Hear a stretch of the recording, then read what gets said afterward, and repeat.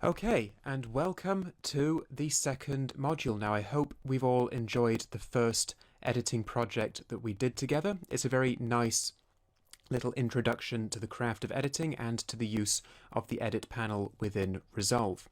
In this module, we're going to take a look at the cut panel, which is a very different kind of interface. It's got a lot more in common with FCPX than it has with Premiere Pro or Avid.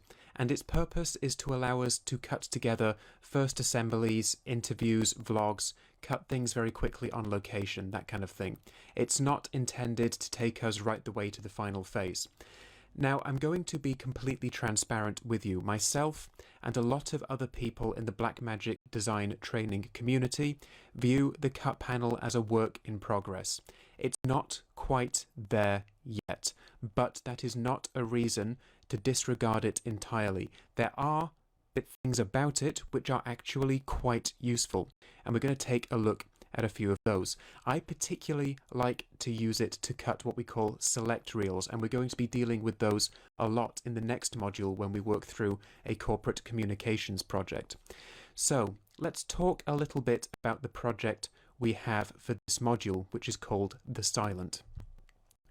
This is quite a successful short film that did the festival circuit, and it deals with the subject of domestic abuse. It's quite a dark and tragic film.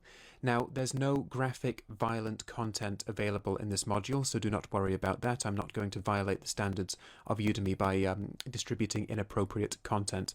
There is one shot that contains detail of cigarette burns, which are of course makeup, they're not real. And that's about as far as it goes for this one, so that should be okay for all involved, I would like to think. If you do have a serious problem with that, what I've done is I've put the cigarette burns shot in a separate folder, and you can, of course, choose to ignore it should you not want to see that. Now, as part of the agreement for my use of this project as teaching material, I need to tell you about the different awards that it's won at different festivals. I think it got into around 13 different festivals, and it won prizes at about 3 of them. It won the Best Film at the Film The House competition. It won Best Director, Best Film, and Best Supporting Actor at the 48ISFF at the Actors Guild in LA, which is pretty cool. And then, much closer to home for me, at least, it won the Festival Favourite Film at the Swindon Film Festival back here in the UK. So we're going to cut a short sequence together that spans a few scenes, but it focuses primarily on the exchange between two characters. It's a short dialogue sequence, and we're going to talk about different pacing for a different tone. The previous project was a comedy, at least it tried to be, yeah? This project is it's a straight-up tragedy, actually. It's not particularly uplifting, it's quite bleak, it's quite depressing. It's dealing with the subject of domestic abuse in a way that doesn't necessarily make it fit into a traditional narrative. It's not about people breaking free or things getting much better. It's very much a kind of day in the life of what people who are abuse victims go through. So it does use some quite dark themes. So we're going to cut it with a much slower pace. It's much more reflective, much more melancholic than the previous film, and it's going to be interesting to see the difference in pace. So let's quickly cover our learning outcomes. Let's talk about what we should expect to be able to do by the end of this module. This module is designed to introduce us to the cut panel. We'll carry out a first assembly under guidance after a period of tool demonstration, just like the previous module. We do cover some new edit theory. We're going to talk about pace a little bit more, and we're also going to talk about a different editing arc. We know the inductive arc. We're now going to talk about the deductive editing arc, because there's one particular point in this project where that works quite well. This module is not concerned with audio, as audio is very limited within the cut panel. We are going to renew our focus on audio in the next module, though, when we have to refine interviews in a corporate communications project. But the cut panel really isn't very good for sound. It is laser focused on quick picture edits, and that's what we're going to use it for. We're going to go back to audio in all of the future modules, though, don't worry. By the end of this module, we're going to be able to navigate the cut panel and use it to construct a first assembly of a short drama. Should you choose to do so, you are free to continue to refine this edit to second and third pass. But if you choose to do that, you should not expect to fix all the audio issues in this provided footage. They were shot on location at a very, very windy pier on the seaside.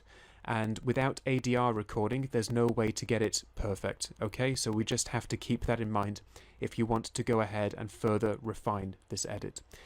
So this is a good overview of what we should expect to cover in this module and what we're working with. Please click on through to the next lecture when we're going to start looking at the cut panel.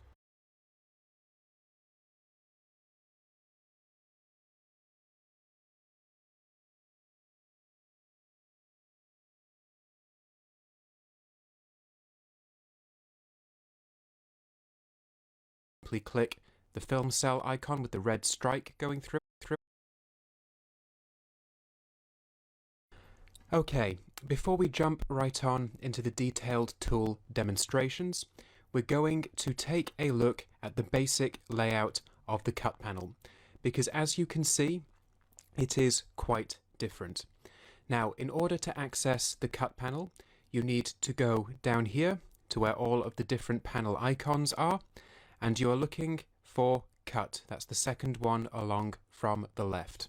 If you're on any other panel, simply click the film cell icon with the red strike going through it, and you will go to the cut panel. Let's take a look at what we've got here, because it looks pretty weird to begin with. In the upper left, I've got my media pool, and you can see here I've got my media pool icon highlighted. I can navigate these bins simply by double clicking, or alternatively, in the upper left, there's an icon here which looks like the database icon, and I can click that and I can navigate all of my bins with this little drop down menu down here, so I can navigate very quickly from bin to bin without relying on going back and back and back and then double clicking and double clicking again. So this is the fastest way to navigate our bins. I'm going to go to our scene 10 rushes, and here we can see some material. So this time I've already filled out all of the relevant metadata. You don't have to worry about that. One thing that I need to make clear about the cut panel with regards to our metadata, and this is truly an unfortunate limitation, is that our ability to navigate and sort our clips based on metadata is very limited here. We cannot use smart bins in the cut panel. That's a glaring omission right now. Lots of people want smart bins in the cut panel because of a feature called source tape, which we will cover in a later lecture. But you should know that actually the search window up here is just clip name. You can't go searching through different metadata fields in this window, which is a big shame, really. Anyway, we've got this material here. These are my rushes. I can mouse over them and I can double click and it will open up in my viewer to the right. We only have one viewer in this panel. You can only have one viewer in this panel. You can never have two. And this viewer switches between showing you different things based on what you're doing. It's a contextual viewer. If I double click and open a rush up here, it opens the rush and gives me a timeline, and I can drag the orange playhead around. I can then I and O, and I can then do an insert edit should I want to, or I can just drag it down to the timeline below. Once I drag something down, then we switch to the timeline view, and you can see where the viewer is pointing us at by the name up here in orange, timeline 1. Alternatively, these three icons in the upper left show us what we are viewing. And this is the timeline icon, this is the source clip icon, and this is the source tape icon, which we will cover in a later lecture. One thing that is really odd about the way in which the cut panel shows you a timeline is that by default this playhead is always in the center, and the level of zoom you have down here in the timeline below is always the same. You have one level of zoom here in the lower timeline, and then up above we have this kind of miniature version of the timeline. This always shows us the entire edit. So for now we've only got these two levels of zoom in our edit to deal with. Now the next thing, which is pretty odd to begin with, is where the playheads lie in these two timelines. In the upper timeline, I can just click and drag that playhead around. But look at what is happening at the playhead below. By default, this playhead always stays in the center. And if I click on the playhead and drag, it's like the playhead is staying still and I'm moving my edit around the static playhead, whilst it moves around above in the upper timeline view. I can change this behavior if I want to, and when we're trying to do some trim, if we are trying to just quickly refine an edit for a vlog or something, that can be quite useful. This icon over here in the far left, which has the little white strike by a lock symbol, this is lock playhead and it's on by default. I can click this and now I move this playhead around in the classic way. And if we turn it back on, it will snap back to the center of this display. That seems pretty counterintuitive at first. It's actually an alright way of working. It's an alright way of making a first assembly. And also up here on the very upper right, we have our audio monitors as well.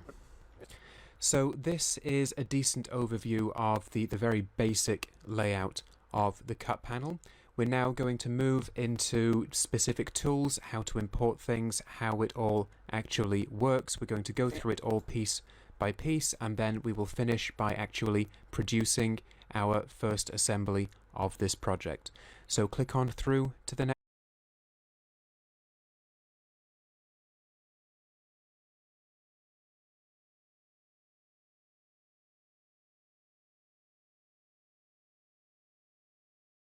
We're going to take a look at an update to the bin interface in the cut panel in Resolve version 17.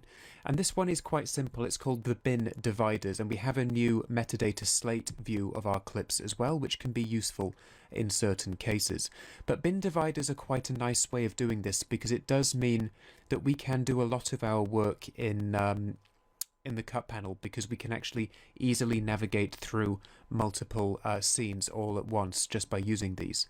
So I have a bin with clips from scene 2 and scene 3 from Jim Candy in it, and I want to make sure that I can see which scene each individual clip is in at a glance. So in the upper right of my media pool, there's a little 3 bars and a downwards arrow.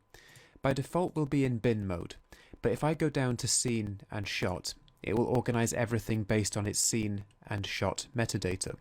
And if I just refresh your memory on scene and shot metadata, we already put our keywords in there, but further on down we have shot, scene, take, angle, move, etc. as well. And as long as I have filled my scene metadata field in, this will work. If we have not, it won't.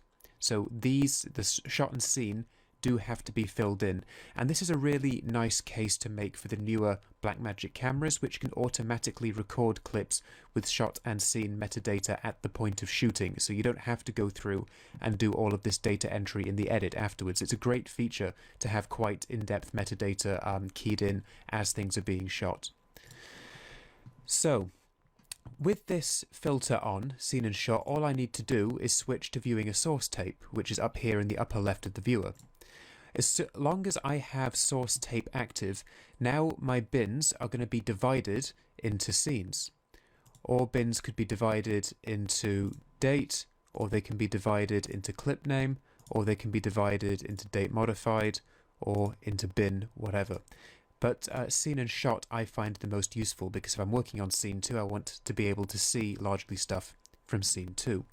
And this also works for viewing multiple bins as well. If I hold down Control or Command, I can view multiple bins, but these dividers are still in play. And then I have an unsorted for anything without metadata added as well. So these dividers are still in play, and these dividers are present in all viewing options too. The list one has scene 2, scene 3, thumbnails, scene 2, scene 3, and the new metadata slate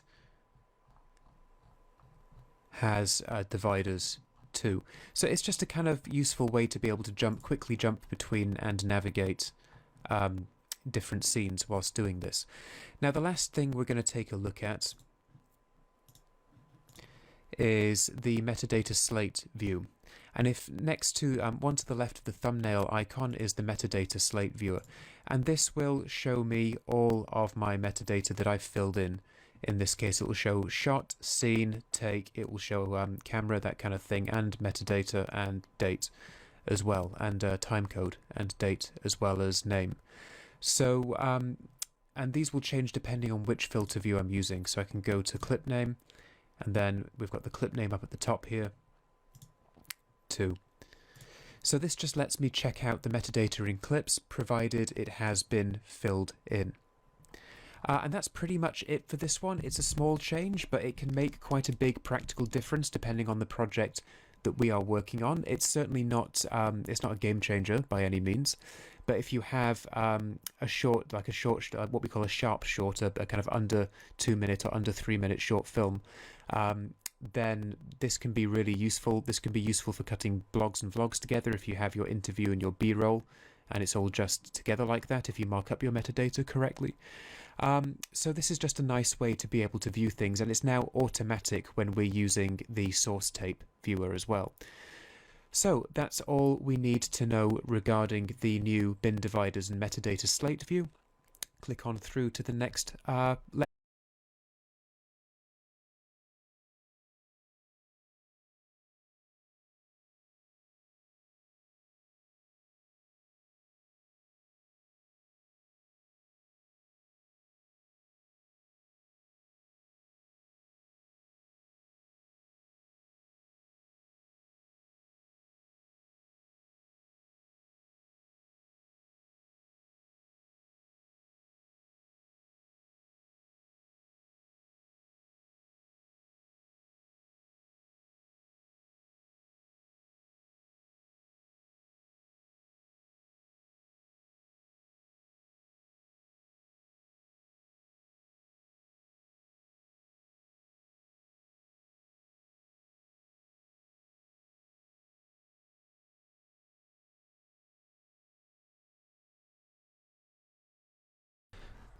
So we've got a basic grounding in which window does what, but we need to know a little bit more about this viewer here in the upper right, because it doesn't work in the same way as viewers from other windows.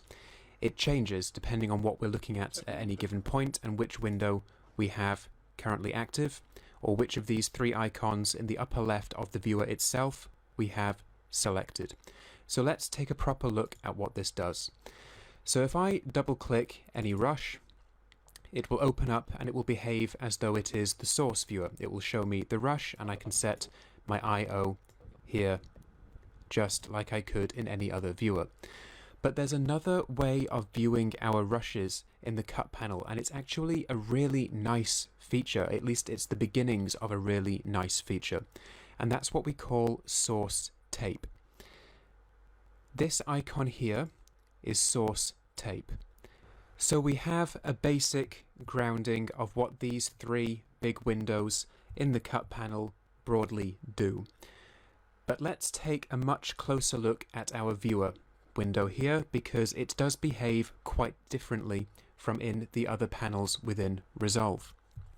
We're going to take a look at how this viewer works, and we're also going to take a look at a new and quite powerful way of looking at rushes within Resolve called the source tape option. And it's a nice feature. It's the beginnings of a nice and powerful feature. It's got some way to go yet, which is mainly to do with the lack of metadata filtering and smart bins within the cut panel.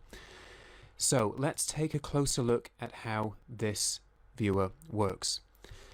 We know that it can show us either a rush if we double click, or if we go back down onto the timeline, it will show us our edit down here. And we can tell by either the highlighted icon in the upper left of the viewer or by the title at the top of it. It will be orange if it's a timeline, it will be white if it is a rush. But there is a third option which is very different and also has the potential to be quite powerful. We have the source tape option. Now, this is the standard open up a rush. This is the source viewer option, just like the source viewer in the edit panel from the previous module. But we can actually use this viewer to scrub through all of the rushes in a given bin. And the shortcut for that, if we have a rush open, is Shift and Q, or alternatively, we can click this icon here that looks like a film strip. Now, you can see in the timeline below the image in this viewer, we have these little white dividing lines down here. And these show us on this timeline where rushes begin and end. And I can now just drag my playhead back, or I can JK and L shuttle, and what it will actually do is go between all the rushes I have open, and the rush I have showing up in this viewer will be highlighted in orange in my media pool, so I always know which rush I'm actually looking at. What is useful about this is that the rushes are organized on this timeline in the exact same order that they are organized in this media pool, going from the upper left down to the lower right. Because I have named my clips according to the slate, I have all takes of each angle next to each other. So if I now go to this,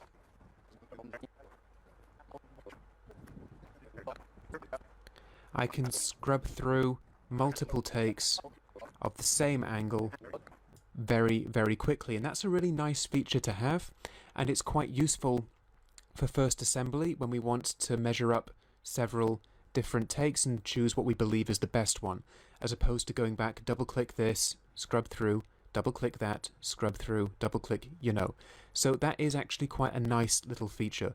It would be much better if it could cooperate with metadata filtering and smart bins, but as I've said, it currently cannot. We would have to manually make and populate bins in order to do that, and that becomes very time consuming and therefore self-defeating. So this is the source tape function, and whilst I'm scrubbing through here, IO works in the exact same way. And I can just go and do an insert, and there we go.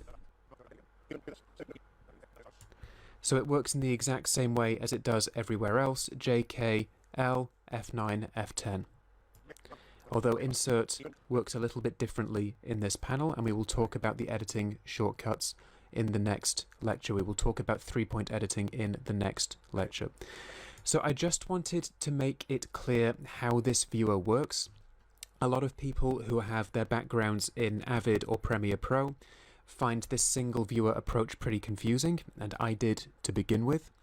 But it's just a matter of keeping an eye on where you're working. If you are working in the timeline, it's going to show you your current edit. If you double click a rush, it will show you the rush. If you're going to go to source tape, you either have to hold Shift and hit Q or hit that icon. And just a word about the Shift Q shortcut for the source tape. If we have our timeline open, if we're viewing our timeline, Shift and Q is not going to switch us to source tape mode. We have to hit Q ordinarily, and then that takes us to our source viewer mode. And then once we're in that source viewer mode, we can toggle between source tape or just straight up source viewer. Look at the rush, right? So think of it as having two separate modes. The timeline mode is its own thing, and you have to toggle, which is Q, back to one of the two source modes before shifting Q allows you to toggle between source tape.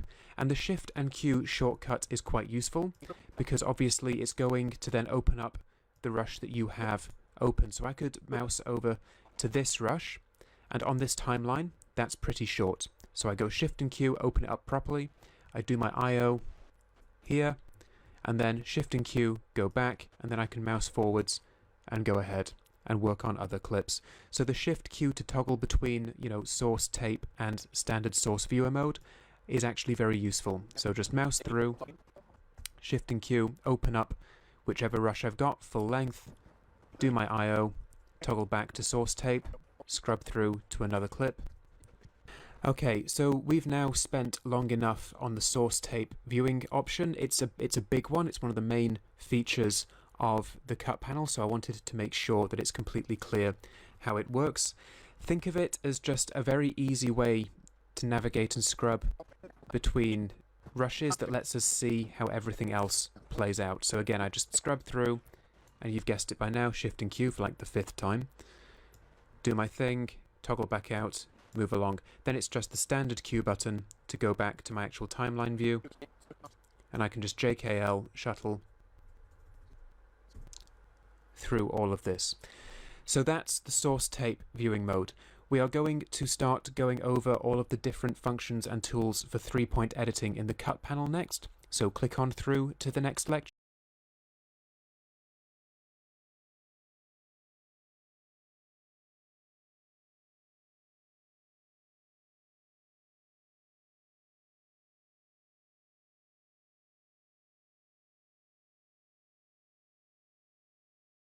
Okay, so on to our 3-point editing controls in the cut panel. Now, these are all going to be quite familiar, but they do behave differently, so I understand this can seem a little bit like retreading old ground at first, but do bear with me, because if you just kind of go charging ahead, these tools are not going to do exactly what you want them to, or exactly what you might expect to begin with. So let's first take a look at the Smart Insert. So the standard insert function is replaced by the Smart Insert function within the cut panel, and it behaves a little bit differently. But first, let's go over how 3-point editing works in the cut panel. Let's take a look at establishing our I/O and how we handle all of the normal stuff that we're used to. So let's take a look at setting our I/O, and then we can begin our basic 3-point edit practice. So I've opened this rush. I'm just double clicking on this rush to open it, and then our JKL shuttle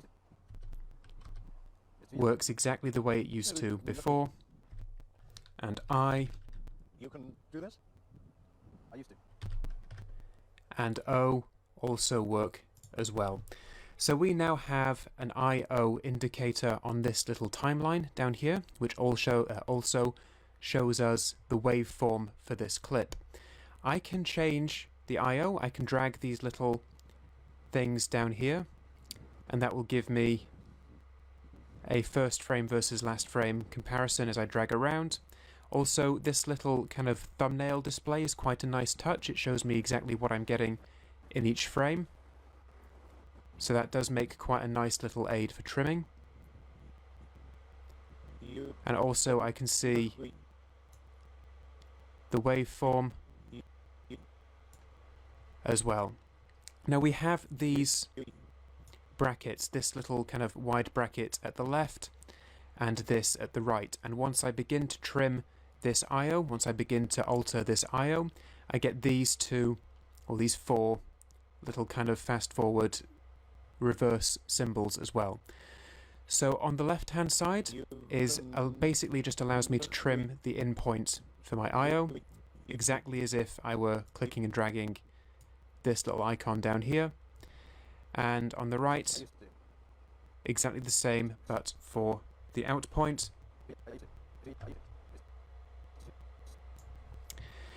Now these little arrows down here, they let us nudge either our in or our out point forwards or backwards by 1 frame at a time.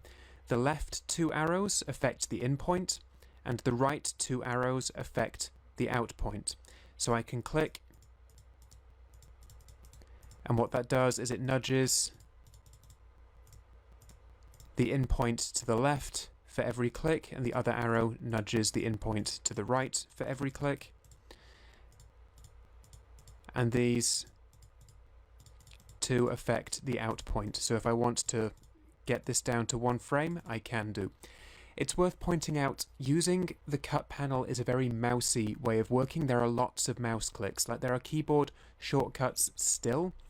There still isn't a dedicated tab for cut panel shortcuts in the keyboard shortcut editor, which is another frustrating deficiency here. But it is a very mousy way of working, and it's aimed at beginners, it's aimed at vloggers, and people who aren't expected to learn to operate a keyboard in the way that an editor might be expected to. So that does make a certain amount of sense, although I always find that keyboard shortcuts are the best way to do this. So I've set my I/O. I can click and drag as per usual, or I can F9, and that makes an insert edit. And I'm going to do this twice, so we've got something to work with.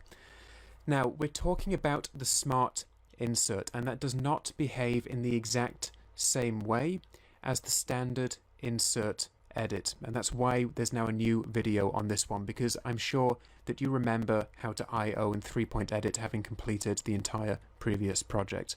But this command, this basic insert command, is a little bit different in this panel. I'm going to drag my playhead back here, and let's say I want to split this clip with an insert edit with something from a different rush. Now, a standard insert edit, we know, splits a clip and pushes it forwards if the playhead is not at an edit point. Yeah? But watch what happens if I do that in the cut panel.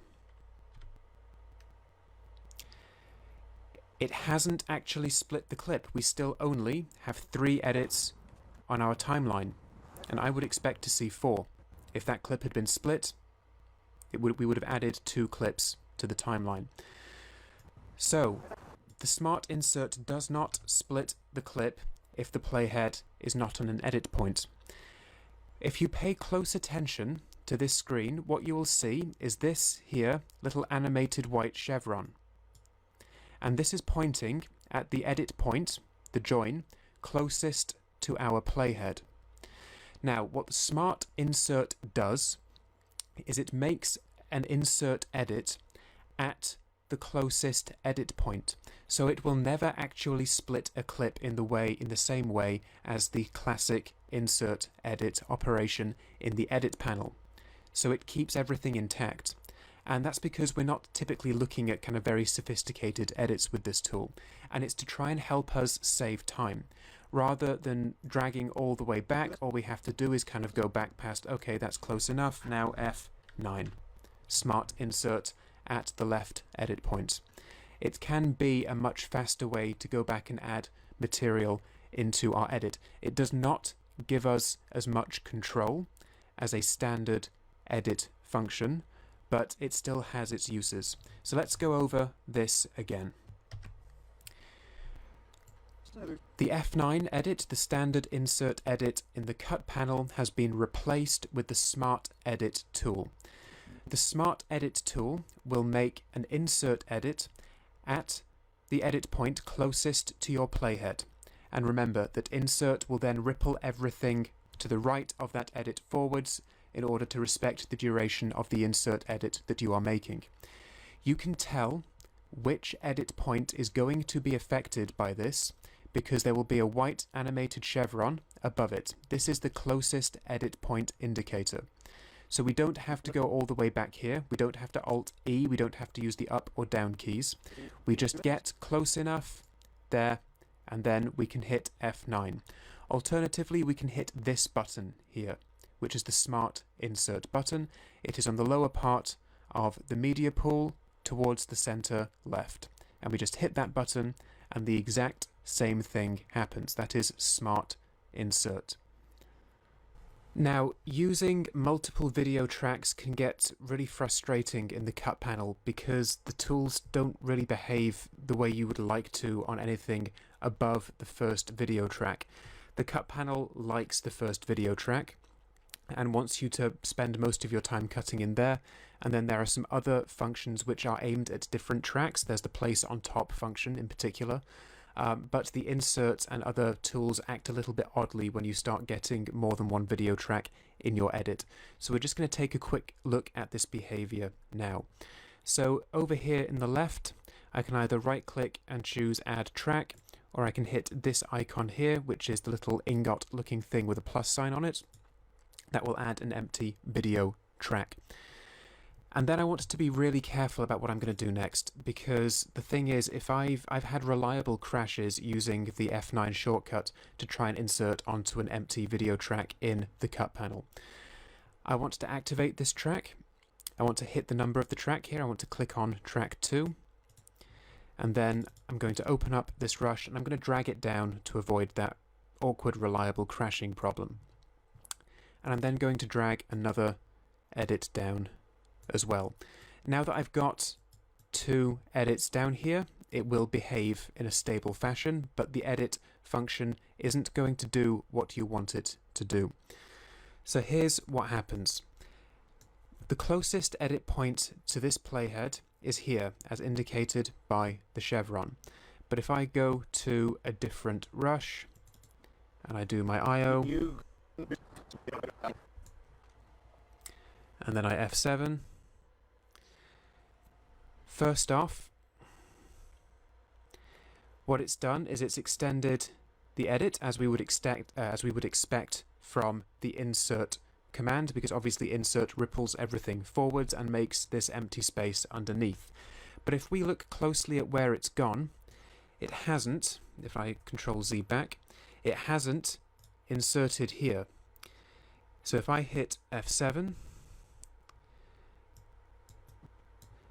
it was meant to appear here, but what it's actually done is it's found the closest edit point on track 1 and used that as the start for the insert, even though we're editing on track 2. And this is a really, really frustrating thing about the cut panel. I hate this, and it drives me nuts when I'm trying to work. So if we're going to use the insert or smart insert, keep it to track 1. Basically, it's very frustrating, and I really hope Blackmagic fix this later on, because even the edit point indicator is telling me that that edit should start somewhere else, right? It is so frustrating, but there we are. Right, we've spent long enough covering this. It's been 10 minutes already, so we're going to leave it there. The smart insert's a nice feature. You just have to remember that little quirk about it being anything higher than the first video track. It's going to start behaving pretty oddly. So try and keep your insert operations to the first video track. So that's this video. In the next, we're going to cover 2 functions. We're going to do a quick recap of append to end of track, because that's back again. That wonderful function is back again. And we're also going to take a look at ripple overwrite. So click on through to the next lecture.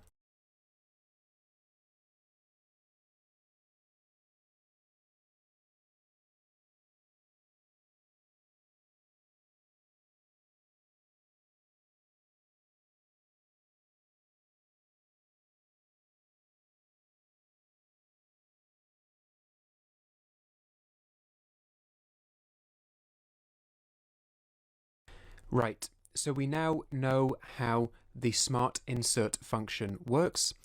This time we're going to take a look at 2 functions. We're going to take a look at append to end of track, which I'm glad to say is identical to the version in the edit panel, because it's one of my favorite edit operations. And we're also going to take a look at ripple overwrite, which is a very easy way of replacing one edit on our timeline with the IO from a different clip entirely. So let's take a look at both of these functions. Now, append to end of track is exactly the same as in the edit panel. It's our good old friend Shift F12, and it's going to take us to the end of our current video track and then plonk our new edit down on the end of that. And that depends upon which track we have active. So I'm just going to click into track 1 down here in the lower left, and then Shift and F12. And there you can see it's gone ahead and it's appended that edit to the end of this video track. It's not done anything weird to the track above. And if instead I go on to track 2 and I do the exact same thing, there's no weirdness there either. It just does exactly what we expect it to do, which is a giant relief after all of the weirdness with Smart Insert.